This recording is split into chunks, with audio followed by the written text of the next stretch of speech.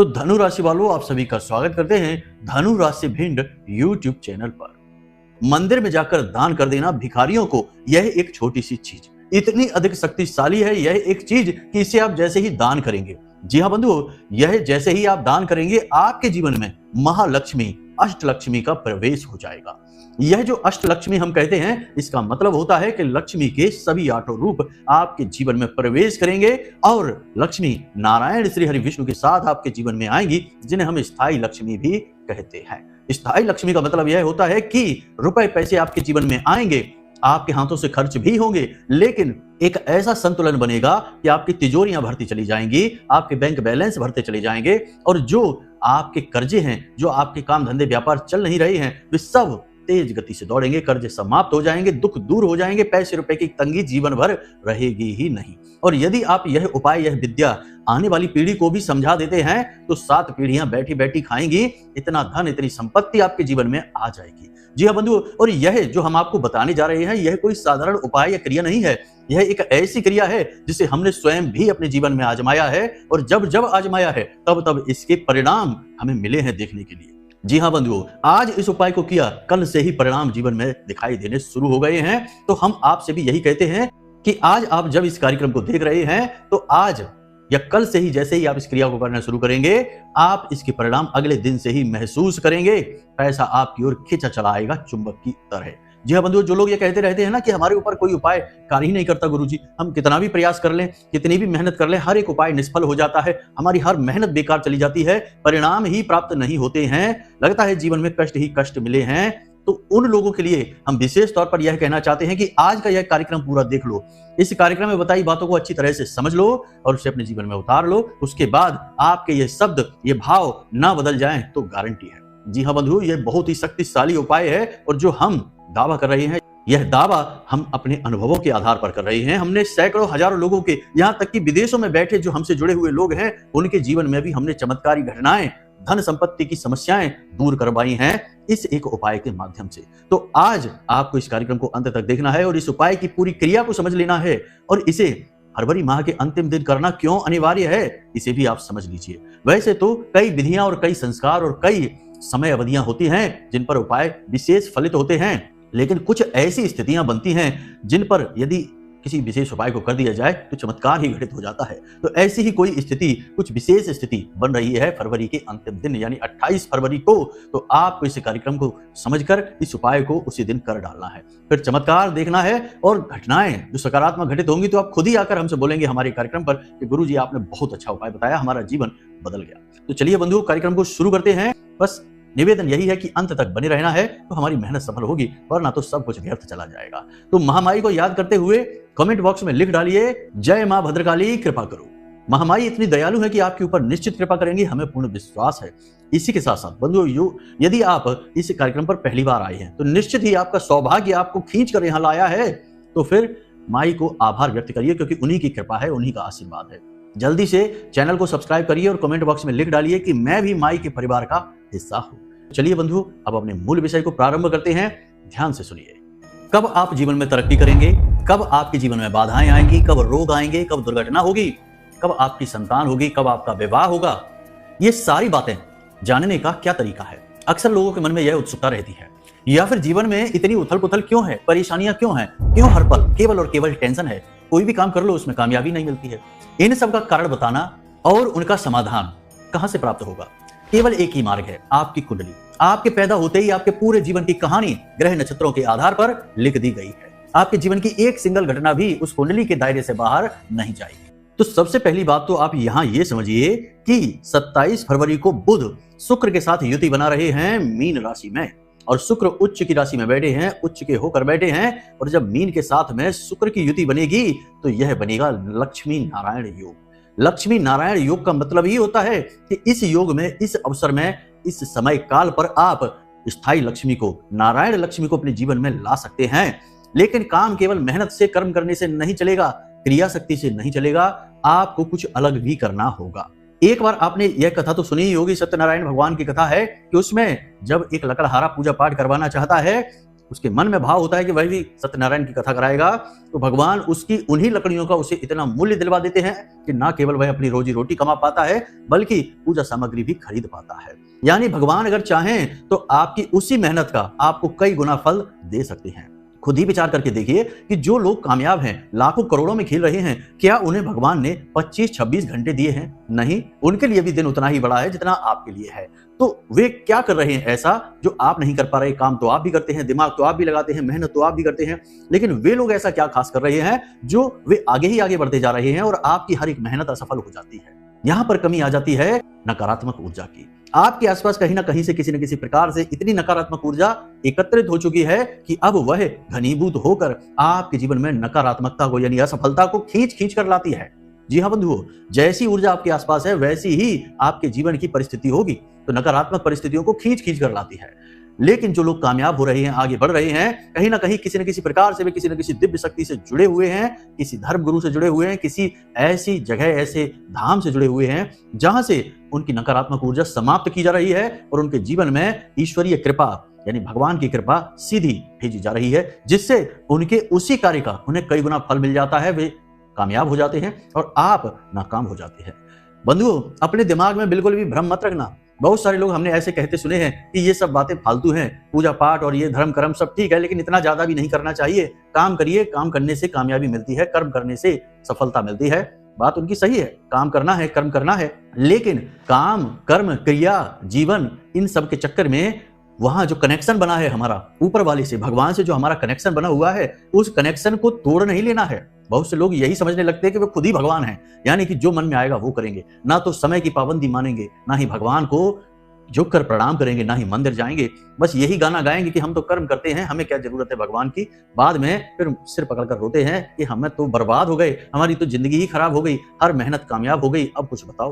तो फिर हम जैसे एस्ट्रोलॉजर के पास आते हैं कुंडली लेकर और हम उन्हें उपाय बता देते हैं, और फिर वही उपाय करने के लिए वो मंदिर जाते हैं, भगवान की शरण में जाते हैं और उनका जीवन बदल जाता है। तो क्यों घुमाकर हाथ अपना कान पकड़ना है? सीधे ही अपना कान पकड़ लीजिए, उद्धार हो जाएगा, यानी कि भगवान से सीधे जुड़ जाइए। तो पहली चीज ये कि भगवान से जुड़ना, ईश्वर का नाम लेना, उपाय क्रियाएं करना, ये कभी बंद नहीं करना है, क्योंकि जैसे ही आप उपाय करते हैं, क्रियाएं करते हैं, तो इनसे प्रबल सकारात्मक ऊर्जा उत्सर्जित होती है और आपके आसपास की नकारात्मक ऊर्जा की काट हो जाती है। जी हाँ बंधुओं, याद रखना कि जो लोग ज्यादा पूजा पाठ करते हैं, भगवान से जुड़े रहते हैं, धर्म कर्म की बातें करते हैं, ज्ञान की बातें करते हैं, तो जैसे ही लोग इस तरीके की क्रिया करना शुरू करते हैं, तो जो उसके आसपास के दुर्बुद्धि, नकारात्मक, नीच तरह के लोग होते हैं ना, वे तुरंत उससे दूरी बना लेते हैं और उसे ताने मारने लगते हैं और उसे नीचा दिखाने लगते हैं। कोशिश करते हैं कि कैसे भी करके ये सब धर्म कर्म पूजा पाठ छोड़ दे और हमारी संगत में वापस मिल जाए, उल्टे सीधे काम करने लगे। तो उससे उल्टी सीधी बातें करेंगे, कहेंगे कि तुम तो धर्मात्मा हो गए हो, तुम तो पूजा करते हो, तुम तो भक्त हो गए, तुम तो पंडित हो गए। ऐसी बातें करके उसे नीचा दिखाने की कोशिश करेंगे, क्योंकि उन्हें डर लगने लगता है कि यदि यह भगवान की शरण में चला गया तो कामयाब हो जाएगा, आगे बढ़ जाएगा, फिर हमें कौन पूछेगा। इसलिए उसका मनोबल गिराने की कोशिश करते हैं। तो जैसे ही आप भगवान से जुड़ेंगे, नकारात्मक लोगों से, नकारात्मक वातावरण से और नकारात्मक चीजों से तुरंत दूर हो जाएंगे। ऐसी चीजें आपके साथ रह ही नहीं सकती हैं। ये इस बात का प्रमाण है कि कैसे सकारात्मक ऊर्जा नकारात्मक ऊर्जा को काट डालती है। आपको ये उपाय क्रियाएं करने ही होंगे, वरना जीवन भर कष्ट सहना होगा। हम आपको बता रहे हैं, हमारा अपना अनुभव है, हमने बहुत सारे लोगों को यही कहते देखते सुना है, इसीलिए आपको ये सारी बातें बता रहे हैं। ये सारी बातें बताने का मकसद केवल इतना है कि जो बातें हम आपको बताते हैं ना, उन्हें हल्के में न लिया करो। ये बातें हमारे अनुभवों पर, हजारों लोगों पर आजमाई हुई होती हैं। इन बातों को बताने का मकसद भी केवल इतना ही है कि आपका उद्धार हो जाए। जब 10 मैसेज ऐसे आते हैं, जब 10 लोगों के कॉल ऐसे आते हैं कि गुरुजी आपके बताए उपाय से हमारा उद्धार हो गया, तो हमें बहुत ठंडक महसूस होती है। लगता है कि हमारा प्रयास सफल हो रहा है, महामाई की कृपा लोगों तक पहुंच रही है और बस इसी कार्य में हमारा मन भी लगता है। तो बस हम आपके मुख से भी अब यही सुनना चाहते हैं। तो अब धैर्य के साथ ठंडे दिमाग से इस कार्यक्रम को समझिए। अब आपको मूल विषय बताने जा रहे हैं, चीजों के विषय में बताने जा रहे हैं। तो जैसे कि महाशिवरात्रि का पर्व, मान लीजिए कि आप इस कार्यक्रम को सुन रहे हैं और महाशिवरात्रि का पर्व जा चुका है, तो कोई बात नहीं है, शुक्रवार के किसी भी दिन से या फिर फरवरी माह के अंतिम दिन, हमने आपको बताया था कि मीन राशि में लक्ष्मी नारायण योग बनेगा बुध और शुक्र के मेल से। तो बस उसी दिन से यानी 27 तारीख को यह मेल होगा और 28 फरवरी को आपको सीधे जाना है भोलेनाथ के मंदिर में, भोले बाबा के मंदिर में जाना है और वहां जाने से आपको क्या लाभ होंगे ये हम अभी समझाते हैं। आपको लेकर क्या जाना है इसे भी आप ध्यान से समझिए। आपको लेकर जाना है अनार का जूस, अनार का जो रस होता है वह लेकर जाना है, और आपको ले जानी है लौंग का एक जोड़ा और एक इलायची। जी हाँ बंधुओं, थोड़े से चावल लेकर जाने हैं। बस इतनी सी सामग्री आपको लेकर जानी है भोलेनाथ के मंदिर में शुक्रवार के दिन या फिर फरवरी माह के अंतिम दिन यानी 28 फरवरी के दिन। याद रखना है, हम बार बार अपनी बातों को इसीलिए रिपीट करते हैं ताकि आप भूले ना। बाद में आप लोग ही फोन कर करके पूछते हैं कि गुरुजी कौन सा दिन बताया आपने, कौन सा समय बताया आपने। कार्यक्रम को अच्छी तरह से देख लो, कोई प्रश्न पूछने की जरूरत नहीं पड़ेगी। तो आपको इतनी सामग्री लेकर भोलेनाथ के मंदिर में जाना है। अब वहां बैठकर आपको क्या करना है, सबसे पहले भोलेनाथ को साधारण जल समर्पित करना है। किसी भी समय जा सकते हैं, भोलेनाथ के मंदिर जाने में समय की कोई पाबंदी नहीं होती है। हमेशा भोलेनाथ का दरबार, महादेव का दरबार खुला ही रहता है। आपको क्या करना है कि भोलेनाथ के मंदिर में जाकर, शिव जी के मंदिर में जाकर साधारण सा जल उनके ऊपर समर्पित करना है, शिवलिंग को साफ करना है। फिर आपको जो आप इलायची और लौंग लेकर गए थे वह शिवलिंग पर अर्पित करनी है, और उसके बाद आपको अनार का जो रस लेकर गए थे उसे अर्पित करना है। जब आप उसे अर्पित कर रहे हो तो पंचाक्षरी ओम नमः शिवाय इस मंत्र का जाप मन ही मन करते रहें। उसके बाद वही शिवलिंग के पास आसन लगाकर बैठ जाएं, और उसके बाद वही बैठकर कम से कम 15 से 20 मिनट तक लगातार ओम नमः शिवाय पंचाक्षरी मंत्र का जाप लगातार करते रहें। बंधुओं ध्यान से सुनिए, इलायची को हमने बताया जो कि बुध है, अनार का जो हमने रस बताया यह महालक्ष्मी का प्रतीक है, और हमने आपको यहाँ पर लौंग बताई है जो कि संपूर्ण ऊर्जाओं को केंद्रित करने का कार्य करती है। लौंग के अंदर विशेष खूबी है कि यह किसी भी प्रकार की ऊर्जा को आकर्षित कर लेती है, अपने अंदर समाहित कर लेती है। आपको इतनी सामग्री भोलेनाथ को चढ़ानी है। अब भोलेनाथ की यह खूबी है कि उन्हें जो भी चीजें भाव के साथ चढ़ाई जाती हैं वे उसी के अनुसार जातक को फल देना शुरू कर देते हैं। हमने बहुत सारे उपायों में ऐसी, जैसे कि किसी का कर्जा है तो कर्जा से जुड़ा हुआ कोई उपाय बताया, भोलेनाथ से जुड़ा हुआ, तो भोलेनाथ स्वयं ऐसी परिस्थितियां निर्मित कर देते हैं जातक के जीवन में कि करोड़ों का कर्जा भी हमने चुकते हुए देखा है अपनी आंखों से कुछ ही महीनों में। एक जातक है जिनके ऊपर 2 करोड़ से ज्यादा का कर्जा था, हमने उन्हें ऋण मुक्तेश्वर महादेव का एक विशेष उपाय बताया, गुप्त उपाय था, उन्हें बताया, उन्होंने करना शुरू किया। 5 सोमवार का उपाय था, कुछ ही दिनों में लगभग 6 से 7 महीनों में उनका कर्जा पूरा चुक गया। जो व्यापार मिट्टी में मिल चुका था, जिस व्यापार की वजह से ही उनके ऊपर कर्जा हुआ था, उसी व्यापार में कुछ ऐसी परिस्थितियां बनी कि जोरदार तरीके से व्यापार चला, खूब पैसा आया, कर्जा तो चुक ही गया, जिंदगी भी बड़ी ही सुगम सुंदर हो गई, पूरा परिवार मगन हो गया। आज तो वो भोलेनाथ के परम भक्त बन चुके हैं, माई के परम भक्त बन चुके हैं, और हमसे आज भी संपर्क में हैं। तो बंधुओं समझिए कि भोलेनाथ की ये खूबी है, इसीलिए तो वो भोलेनाथ है, क्योंकि बहुत भोले हैं। वो नहीं देखते कि आपकी नीयत क्या है, आपका व्यवहार क्या है, आप कैसे इंसान हैं। वो तो बस ये देखते हैं कि आप उनके सामने किस प्रकार खड़े हैं, हाथ जोड़कर खड़े हैं, भाव के साथ खड़े हैं, तो वे आपको तुरंत फल दे देंगे, चाहे अंदर से आप रावण ही क्यों ना हो, कोई फर्क नहीं पड़ता है।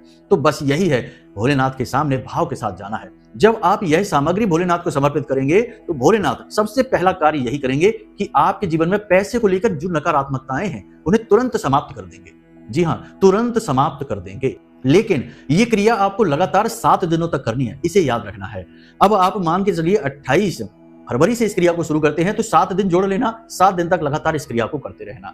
शुक्रवार के दिन अगर आप इस कार्य को शुरू करते हैं तो शुक्रवार से अगले शुक्रवार तक आपको यह क्रिया करनी है, 7 दिन जोड़ लेना, यानी 7 दिन तक लगातार यही क्रिया आपकी चलेगी। और याद रखना कि आप जब भोलेनाथ के साथ बैठें तो अपना व्यवहार भी भोला ही रखें, यानी कि खुलकर अपने दुख दर्द तकलीफें भोलेनाथ को मन ही मन बताएं।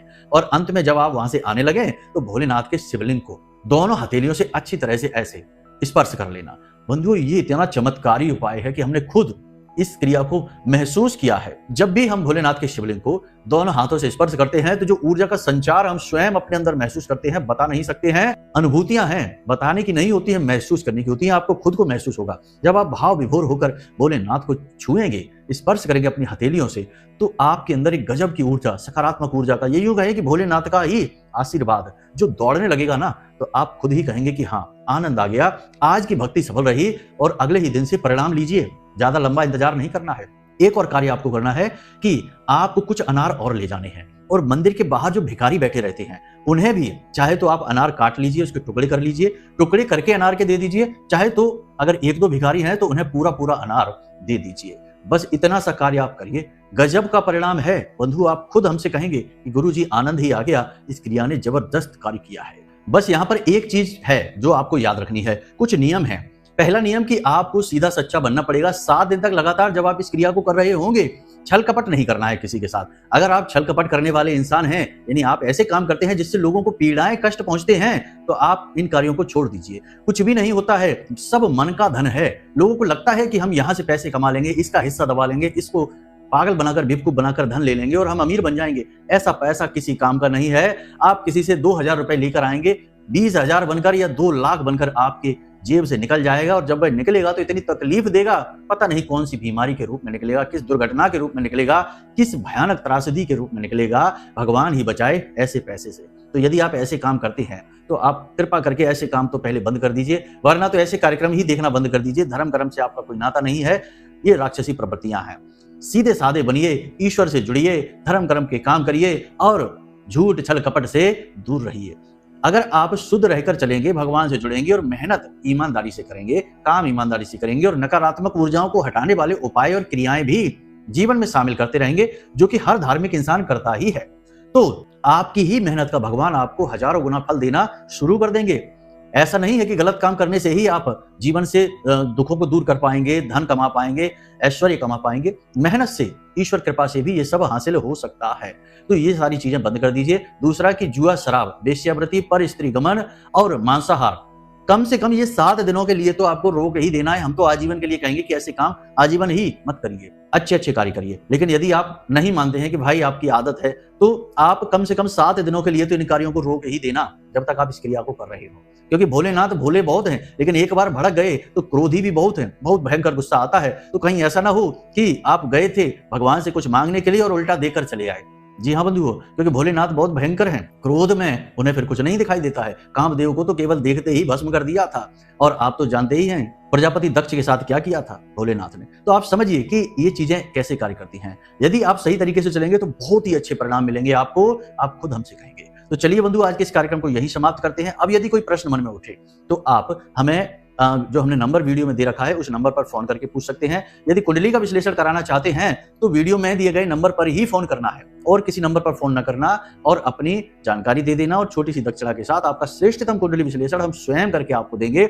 आपके जीवन की रुकावटें, संकट, परेशानियां क्यों आ रही हैं और कैसे दूर होंगी, ये सारी जानकारी आपकी कुंडली में लिखी है, जो हम आपको निकाल कर देंगे, उपाय भी देंगे कुंडली के अनुसार। तो चलिए बंधु, आज के इस कार्यक्रम को यही समाप्त करते हैं। हमेशा हंसते रहिए, मुस्कुराते रहिए, सकारात्मक रहिए, और उस ईश्वर पर, महामाई पर अपनी आस्था और विश्वास बनाकर रखिए, क्योंकि आपका उद्धार तो वहीं से होना है। तो चलिए प्रेम से बोलिए, जय माई की, जय मां भद्रकाली। महामाई आपका कल्याण करेंगी। धन्यवाद।